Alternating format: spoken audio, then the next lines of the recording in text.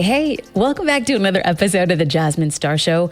I'm your host, and today I am joined by a wonderful woman by the name of XayLi Barclay, who's going to teach you how to make your social media presence P-O-P with better visuals. XayLi is a video sales and marketing coach, and she specializes in helping entrepreneurs effectively stand out and make a genuine impact in the digital space. So she's amazing at educational video content. She is a big advocate of online courses, and she teaches others how to effortlessly create visual learning experiences that they've always dreamed of. Now, she does this not for just kick and giggles. Like, she does this in order to unlock multiple revenue streams, attract paid opportunities, and connect on a deeper level with her audience. Y'all, it's safe to say that she is pretty legit. I'm so excited to share our conversation with you. Let's go into the interview now.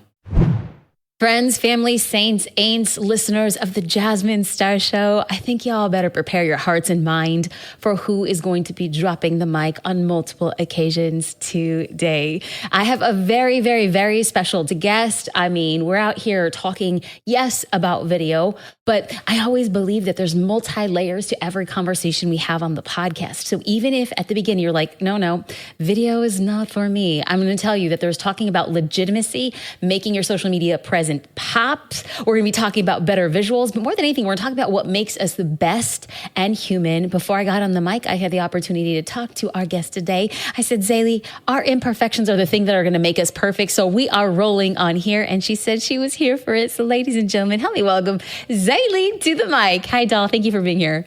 Thank you for having me, Jasmine. I'm like tearing up, but hello, we are here and I'm here for it. Oh yeah. I mean, fortunately and unfortunately, we do two versions of the podcast, right? We have it audio only, which is my beating heart. But then my second love is that YouTube. And for those of you watching on YouTube, number one, jobless. And number two, look at how fly this queen is looking. It's like, I did not show up with my A game. I mean, I'm wearing my lashes, but I should have just come out with some more flavor. Thank you, doll. Okay, let's get this party started. I'm going to dive deep with some questions, and we're just going to hear, and we're going to be here, and we're going to riff.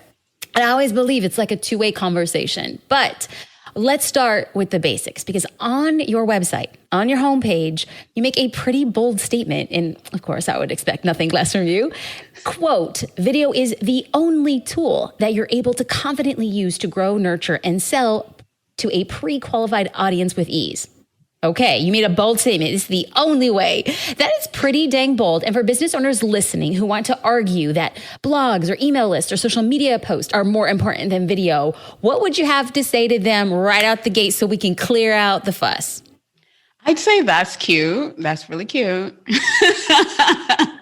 But there's so much more that you can give to your people, and showing up on camera, there's nothing like it. The only other thing is in person. And guess what? We can't even do that right now. So what do you think it is about video? Like, if somebody's like, okay, but sell me, like, what is it on video that people can get from my words or can't get from a photo? I think the authenticity of it all, like you'll know if, some people, like if they're faking something, their eye twitches or something like that. But I don't know. I think it's really about the authenticity of it all, the connection. I feel like it's as close to an in-person connection as you will get.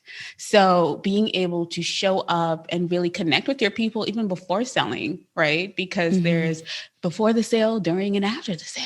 That's into selling. I don't know. Okay. So y'all, I mean, I don't know if you know, XayLi, but I'm a law school dropout. So I actually came out of the womb and I was like, see, mom, I disagree. I disagree with how you birthed me. Okay. That's just my personality. I'm a queen at poking holes, because when somebody can fill those holes, then I'm 100% sold. Yes. So are we saying that all video is equal on social media? Because I can see, it's like, we talk about authenticity, but can somebody really show their level of authenticity in a 15-second reel? Are you that, like, are there different varying levels of authenticity? Like, the more time, the more unedited, the more raw, that level of authenticity? Or are we saying like video period is more authentic to prime an audience?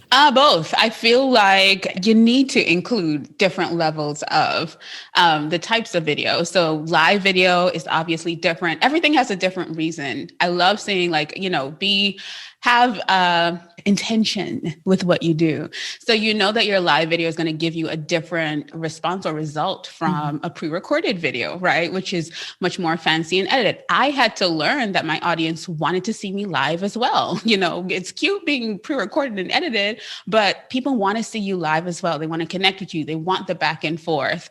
A reel can show your fun side or, a diverse side of you or things that you do on the back end or, behind the scenes stories. Everything has a specific reason, but I would love if people start with one thing, even if it's Instagram stories, start there. All platforms have stories now, right? Yeah. So start with something, but I think it's really a game changer when you do. I love this. So XayLi, number one, I ask questions that I feel like I already have a pretty formulated opinion about. So I'm glad that you and I are definitely on the same page about the diversity of the types of videos that we're producing.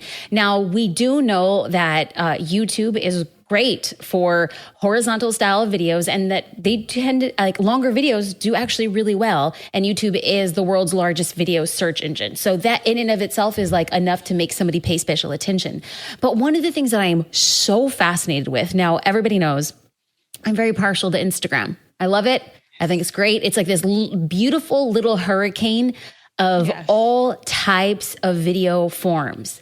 Now I feel, and this is just a personal opinion, but you could see the slayers on video on Instagram because you have to show up in different ways. Yep. You have your less than 59-second clip that sits just in and of itself and plays. And then you have your IGTV, which is long form, anything under 10 minutes. You have your IG Live, which you're showing up completely unscripted.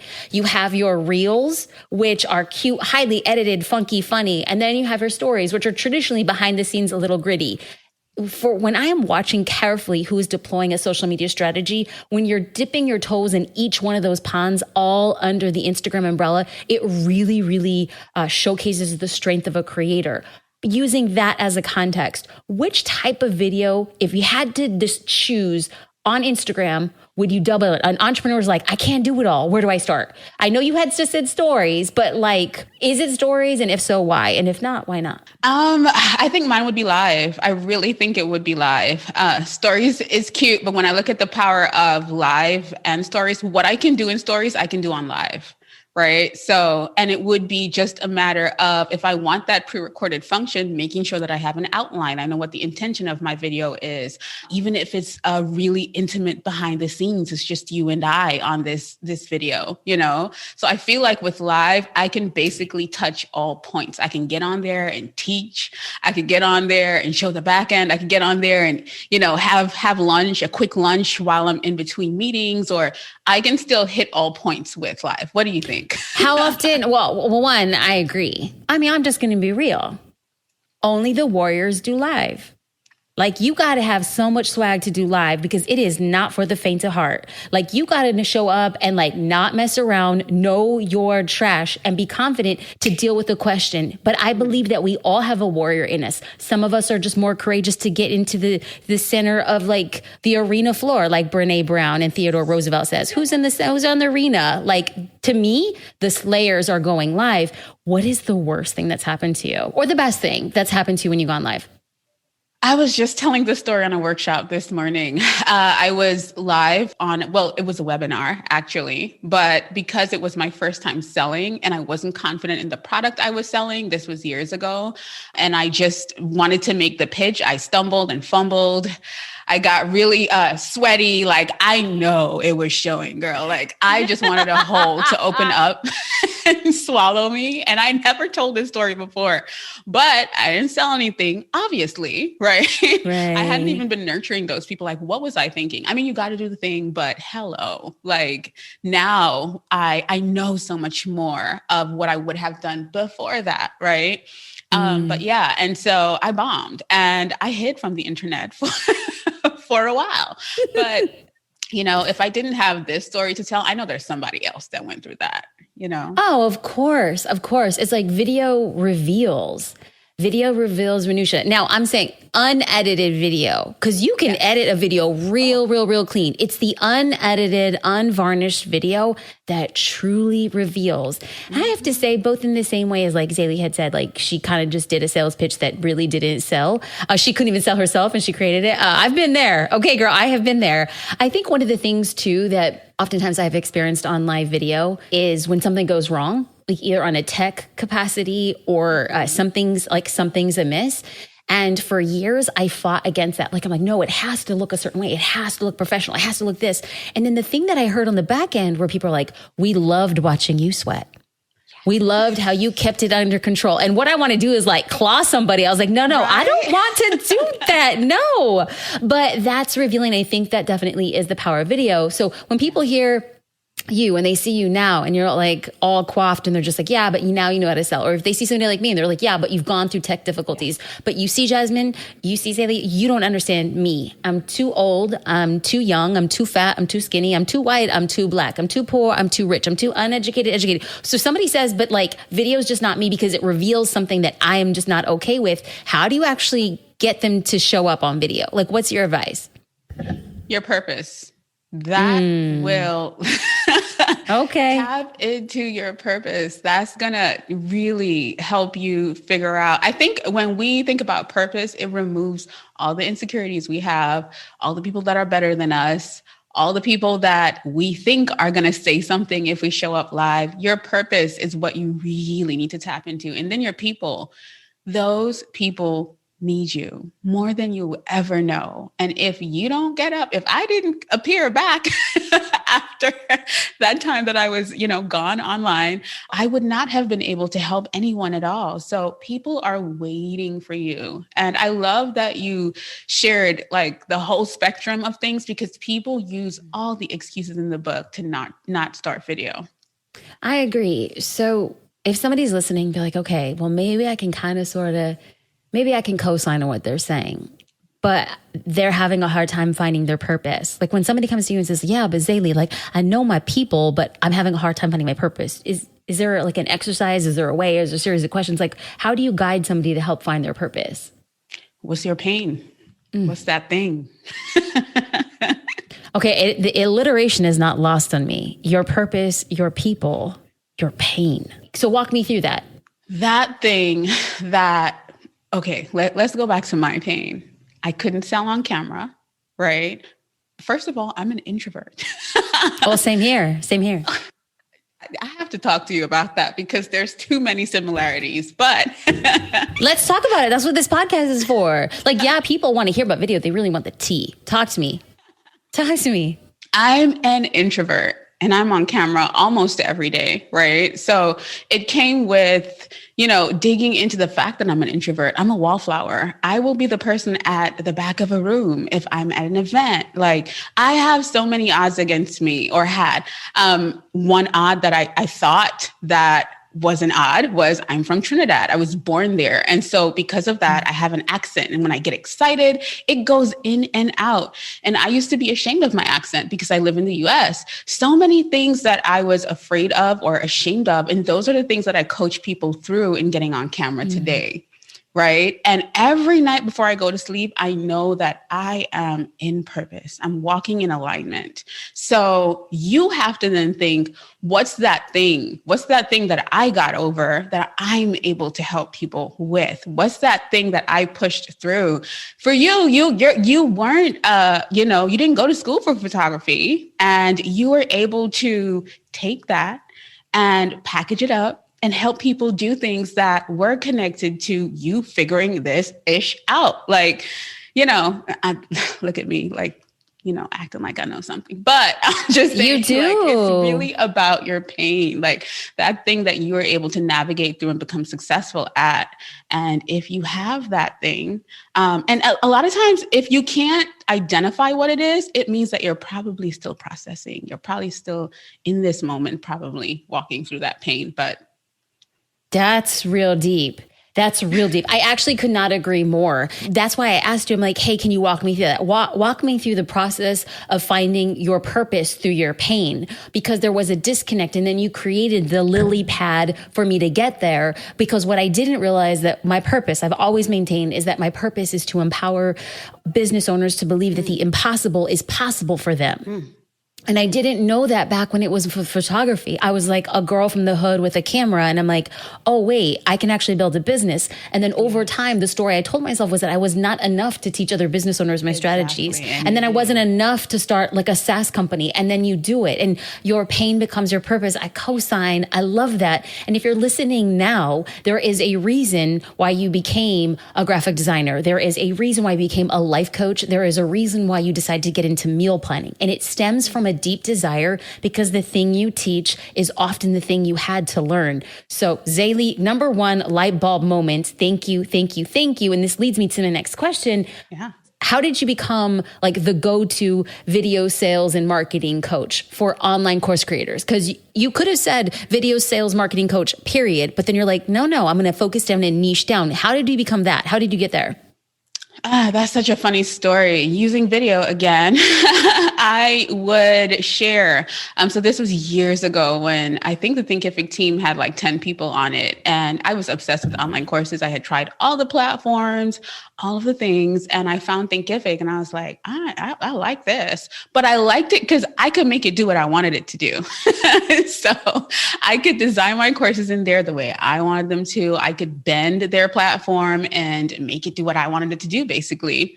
And I shared a video on social, on Instagram, your favorite platform, and I tagged them. And they emailed me not too long after, probably, I want to say like 3 days later. And they were like, how are you using our platform like this? And I was like, well, I just really, really love your platform. And like I said before, it comes back to you're genuine, like being genuine, right? So we're on a video call and my eyes are already big, but they were like light bulbs because I'm excited about this program. And they're like, well, would you be willing to come on as an expert? And I was like, why not? Because I was already teaching video. So, teaching people how to think in a linear pattern, to get that online course out, that was light bulbs for me. And a lot of people don't go through with their online course because of the video component. So it just like, oh yeah, it lined up. And so I love helping people create their online courses, market it, and sell it with video. So what do you think was like a defining moment? Because what we've heard is like an iteration. Well, first and foremost, there was like a pain point, like feeling insecure on video. And then you find your story, you start empowering other people. You are a consumer and a creator of online courses. And then you find a way to bridge your passion for courses and your passion for video. And then all of a sudden you get elevated by a pretty significant company to say, hey, we want you teaching other people. But through that process, was there like a defining moment for you as a business person to say, wow, this is a game changer, or wow, something happened here? Was there something there? Yeah, I think for me, the biggest thing was, so I was doing services as a Thinkific expert, which I absolutely love. And I was doing video coaching as well. But I went through a period where my grandmother passed. It was the first huge loss in my life. I had never experienced that. And then I grew up with my grandmother and my aunt in Trinidad. And not too long after, my aunt passed away. And I was like, what is this? Like, what's going on? And then not too long after that, my grandfather passed. So all of this happened in a span of 8 months. And I realized that I loved what I did, but if I needed time to step away, I needed another game plan. Like this couldn't be it. I needed different streams of income. So I couldn't only do services and coaching because those required for me to be there. And in that moment, I learned the biggest lesson. You have to set up specific foundations in your business if you want to be able to step away from it. And it probably was a late lesson, but it was a lesson that it was a tough lesson. Okay. So I definitely, from that, like you said, a pivot, I started then focusing on my own online courses and my own academy and really leaning into building my tribe. And so for me, that was a huge difference. Because of that, I started securing different partnerships, which I believe, or I know for sure, came about via video. And when we think about that, I feel like you can spend less on marketing or paid advertising because partnerships are, you get to tap into their audience, right? So. Okay, so what I'm going to repeat back something so I can start completing the narrative is that your pain turned into your purpose, and then you were able to find your people, and you were doing consulting and being in the service space. And then you had this moment that was transformative. You had built an empire based solely on you. And if you weren't doing the work, you didn't have the structure. So you decided to create partnerships and resources that weren't 100% dependent on you. Do I hear that correctly? Yes. Okay. So now, because I'm a law school dropout, can I read an Instagram post that you shared at the end of 2020? I'm scared. No, you shouldn't be. You shouldn't be. Okay. Quote. This has been something that I've been wanting to do forever. It's time to peel back and show you guys some more. For the past few years, I took time away from building my personal brand to launch and build 2 businesses. Side note from Jasmine. Hey. Okay, back to it. Now that I'm happy with where I am in business, thankful that I can do what I love full time and serve you at the same time, I want to pour into getting to know you guys better a bit again while I learn all about you. So there's so much that has changed and blossomed and bloomed and shifted. Woo. Head over to my YouTube channel to see the full video. Don't forget to subscribe. The video is entitled, Why I'm Starting Over on YouTube. So, XayLi, spill the tea. This was posted at the end of 2020. So a bit of time has passed. And then, why did you decide to start over with your personal brand? And why do you think it's important? Well, so this is the thing. I started years ago on YouTube, but I started in the beauty space. And there's another lesson. I figured that with growing a beauty and lifestyle brand, it came back to that inconsistency again. I felt like I wasn't able to make consistent income from that. And I wanted to be in control of my own income. So that's why I started teaching online courses, because you're able to decide, I'm going to launch in these specific periods. You're much more in control. So for me, I was on the influencer path, and we're all influencers still, right? But I shared so much more about beauty and things like that. And I feel like the amount of things that I had gone through, Jasmine, I love makeup and stuff like that, but I wanted to serve on a deeper level, right? So my love of video really started or came from creating beauty videos. So I came from the beauty industry, and that cool. is how I blossomed, because whenever I would create videos, people would ask, oh my gosh, how are you creating these videos? And this was probably late 2014. I really started online around 2007. So I had a journey of sharing my thoughts. I laugh at them when I go back and look now, but it's been such a long journey for me to get where I am. But all of those things helped me prepare to get to where I am today, right? So because of that, my personal brand was really based on beauty. And then I built Start, Shoot, Grow. And when I felt like Start, Shoot, Grow, was on it could do its thing on its own, I figured out launching and all of those things, my launches for the year and all of those things. I wanted to share the back end of my life as a business owner, right? An online business owner. And so I decided crazy story. I decided in 30 days, I was going to leave New York and move to Dallas. I had never been here. And in 2017, late 2017, I found an apartment, locked myself into a 16-month lease, and took a flight. But wait a minute, why Dallas? I had a student here. And so I asked her, what is Dallas like? And she's like, girl, do not come here. It's nothing like New York. And I said, gotcha. That's what I need. I'm on my way. And I had never met her in person.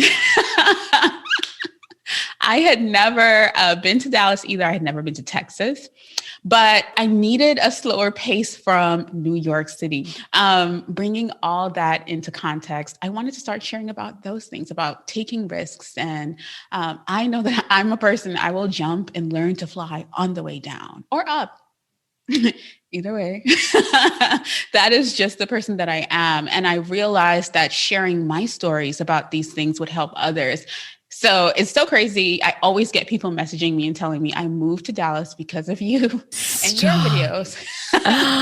Okay, I'm just fascinated of all of these questions right now that were completely not on my notes, because to watch this various iteration, I think that it is compelling, because there's people who are just starting their video journey, and they could see that when they hear that you have been doing this since 2007, that they're not going to hold themselves to the XayLi standard when they're just beginning. And if you're like, if you want to go apples to apples, check out my 2007 videos. Like, okay. But then there's people who are looking at what you're doing, and you have your business. And so when you think about the video content you've created for course creators and then how to market their courses, and you feel like, I felt pretty confident in that, what's going to be your video strategy as you're building out your personal brand? Like, how often are you going to be producing a video on YouTube? Like, what's your ambition? And then what's like the thesis, or like, why would somebody be watching your channel? What are they going to get? Like, give me like the nerding out context here. Yeah. And you know what, Jasmine, one lesson that I have learned this year is to test.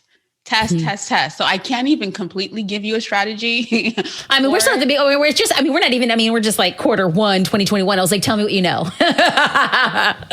Well, I will tell you, first of all, search is always going to be a powerful thing. So the thing is, I have 2 YouTube channels. I have the Start Shoot Grow channel where I teach, and I restarted that in, I think, 2017 or late 2018. I restarted that. So I restarted from beauty, and I went into teaching, and then I still felt like I had that space where I want to share my life. But on YouTube, you cannot do everything on one channel, because it just doesn't work like that. People are coming for your teachings. I always say I'm a business owner with a YouTube channel. I'm not a YouTuber, right? Yeah. So I depend on search for people to find me. I depend on SEO. And I've realized that with a personal brand channel, which is a bit different, it's different. So you still have to pick a niche. So I'm telling you guys lessons that I've learned having 2 channels. You still have to pick a niche. Yep. With a personal brand channel, because you still got to blow up for that specific thing. On the business side, I share tutorials, I share about online courses, I share about Thinkific. You know, I've chosen my platforms that I want to share about, that I know gets me traction, you know, being in front of the right people. And they're always tools that I know my audience uses, or things that I know my audience is going to want to learn: how to make a workbook, how to make an ebook, how to record something, how to record your online course, what's the best microphone. Yes, exactly. So that kind of thing. But when you're building a personal brand on YouTube, it's so much different. So it's really about me testing and trying to find that niche. I would say uploading once a week. And so I've taken a break from Instagram and that personal channel. I've been going so hard with the Start Shoot Grow channel, because we are launching again soon. And you know the runway, right? Mm-hmm. Oh, yes. You just recently did an episode about, you know, your 4-week plan, right? Yeah. So just remembering that I have to remember that when I need to focus on one thing, I need to buckle down, because I love all the things. I want to dip my hand in all the buckets. That's just who I am naturally. So it's about pulling myself back, but find your space. And another thing that I would say is persistence. So even if you're not getting the views, if you're not getting the, you know, buckle down and do it still. So it comes back to finding that purpose, right? Girl, I want to pause, because I want to make sure that we like give this space for what you said. You had said that it was time for you to buckle down. You had said you like to have your hands in a lot of things. You like to do all the things. And I think that is a common entrepreneur struggle. We are entrepreneurs because we like all the things. We like the challenges. We like the starts. We like the, you know, I'm free falling or I'm free soaring, depending on where you are in your journey. And then I want to just like really give a moment to like showcase that we're talking to a very successful, amazing, strong businesswoman. And she is saying, I have to buckle down. And that's never fun. So I want to honor the fact that we're saying there is a time to buckle down. And then she's talking about the persistence. Like, if I heard it correctly, I'm going to repeat back what I heard. It's buck up, Buttercup. You're not going to get 1 million views by not doing the work. You're going to have to sit through hundreds, if not thousands, if not tens of thousands of videos far before you ever get the type of viewership that you want, and or I'm going to come out on a limb and say deserve. So when we hear people saying, I am taking a break from one thing to 100% focus on another, it might not be the very thing we want, but we know it's the thing that our business deserves. So that leads me then to ask a question straight out, deal it to me straight, no shooter.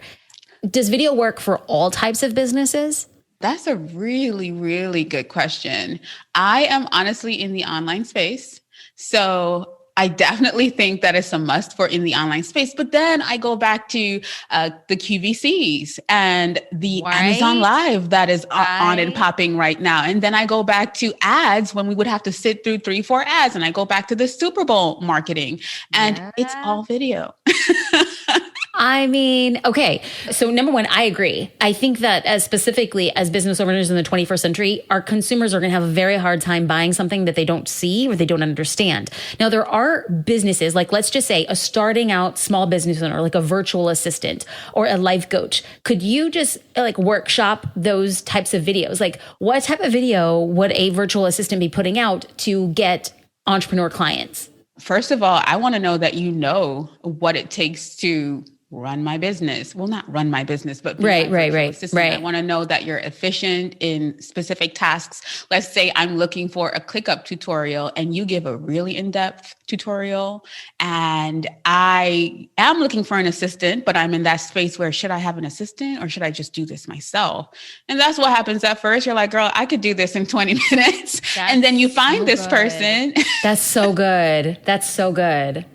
Again, I want to give space for what the answer was here. Because when I asked if I was a virtual assistant, what kind of video would I create? And then XayLi said, I just want to know that you know what to do. Literally, my very simple girl thought was, hello, ladies and gentlemen, I'm great at what I do. Hire me. And what XayLi said was, make a tutorial because I don't need to know how to do it myself. I just want to see that you're so good at it that I could trust you to do it. And I think that another question that I had asked when it was like a virtual assistant or a life coach, basically, if I was a life coach, I shouldn't come online and say, I'm a life coach, hire me. I'm going to be sharing everything I know. I'm going to be talking about my life lessons. I'm going to be talking about testimonials. I'm going to be talking about journeys. I'm going to be sharing stories because all I need to do as a consumer, if I'm looking for a life coach, is to say, I see myself in your story or stories of people that you have coached. That right there, friends, is like powerful video content. I think XayLi and I are definitely on the same page about that. So as we kind of tie this up, as we're getting in and we're convincing people and we're talking about the importance of video, and any business owner building out a personal brand and or educational resources should be focusing on video. What are like practical tips? Like I want somebody to be listening, okay, 3 tactical pieces of advice or tactical tips on how to use video like immediately with very little money or resources. Like what's like the bare bones get her done type of video? Yeah. First, I want to kind of go back to our little mini framework that we have going on. So we have knowing before you do any video at all, your purpose. So whether it's your bigger purpose in life or it is the purpose of this video right now, what do I want people to walk away with? What is the reason that I am specifically doing this video, right? So this is all in video prep. You don't have to have a fancy camera to implement this. You don't have to have all the things. You just need to implement. So your purpose is the first thing. Your people. Who are the people that I'm going to be talking to on this video, right? So like I said, you can use this for the bigger picture and you can use it per video as well. So you go into your people. Who am I specifically talking to and what pains are they going through, right? Yes. What are the problems that I'm solving for this specific person as well? What are the pains that they're experiencing and what am I going to share in this video? So that they walk away relieved, inspired, and ready to take action. And then you want to think about, okay, how do I do that? So I got to map this plan out. So I am probably going to introduce myself, make sure I know my 3 to 5 things that I'm going to cover in this video, make sure I know what my summary is about, and make sure I have a call to action. What do I want them to do next, right? And that when you're done with all of that, then you can think about presentation. People think about the camera first, the beautiful camera. No, I went through a few P's before I even got to presentation. So that lets you know that presentation is really low on the totem pole, as far as the process is concerned, right? And so when you figure out your presentation, meaning I'm talking about either a window, right? Get some good natural light going. Yes, it's a bit harder because, natural light is never stable. We have the clouds passing by. We have different things happening. But like I said, if you're focused on your people and the purpose of your video, it's not going to be the brunt of what you're thinking about, because you're really thinking about how I'm getting deep with these people on camera. So you figure out your presentation. So you have light, you make sure you have your camera, whether you stand in front of a window or you have a simple ring light, guys. A ring light is magic. Okay. And then one other thing is make sure that you have a good microphone. So make sure you're using your headphones when you're just starting out. Something simple or a simple lapel or lavalier microphone can work well as well. You plug that into your phone and you already have your people, your purpose, your pain, your plan, your problems. You already have all of those things. So you're ready to go with your presentation. And then we want to wrap that up with practice. You got to do this thing over and over and over and over again. So, yeah. Speaking of doing things over and over and over again, I think y'all need to rewind this podcast about 2 minutes and listen to this a few times over. Do you rewind? I don't like, is that the terminology? Am I just like a 90s kid? I was like, let's rewind. No, yeah, rewind. I feel like you need to rewind this podcast because what XayLi just shared was everything in a nutshell. And you had said that you need to know the purpose of the video, the people. You need to know their pain points. And one thing I want to say is it shouldn't take precedence over the presentation. Come on, I'm sticking another P in there because it just sounds so good. Okay. That's right. Do that. Yes. I'm going to give you a little sweat rag. Dab, dab. We go, hey. Okay. So we talk about this, and this is the thing I want to loop it all in with y'all. I started a YouTube channel with nothing but a camera, no light, just a camera. I pushed record. It was ugly and it was a hot mess, but I'm going to co-sign on what XayLi said. I quickly understood the purpose for each video. I clearly understood who I was speaking to in that video and had a very clear call to action in that video, relieving the pain point. So friends, as we have this conversation, I know that we're talking about video, but the truth of the matter remains that it's less about the video and less about the camera, about the mic, about a light, ring light, or natural. It's truly about, are we willing to do the things that we want to move the needle forward in our business? I was very honored that XayLi agreed to come on the podcast because I like to bring people on who practice what they preach. I don't want somebody to talk about video and not be showing up. I don't want to talk about the power of live and not be showing up. I don't want to talk to somebody about the struggles of building out a personal brand who's not going to be willing to openly say girl, I've been doing this a minute and I took a break because I'm focusing on something else. That level of vulnerability, authenticity really opens the gateways for us to own our story and show up just the way we are on video. I want to leave you the floor, XayLi. Is there anything that you want to share or say before we close out this amazing conversation? Because you just showed up and served very well. Thank you. Well, I just want to thank you for having me. Hello. She said she was thankful that I accepted. Hello, you are the Jasmine Star. So I am excited to be here on the podcast with you. And the one thing that I would just want to leave with is, like you said, there are things that are going to move the needle in our businesses. And no matter how scared you are, tap into the bigger reason and contribute to the bigger conversation that is going on around you. Don't be afraid to do that.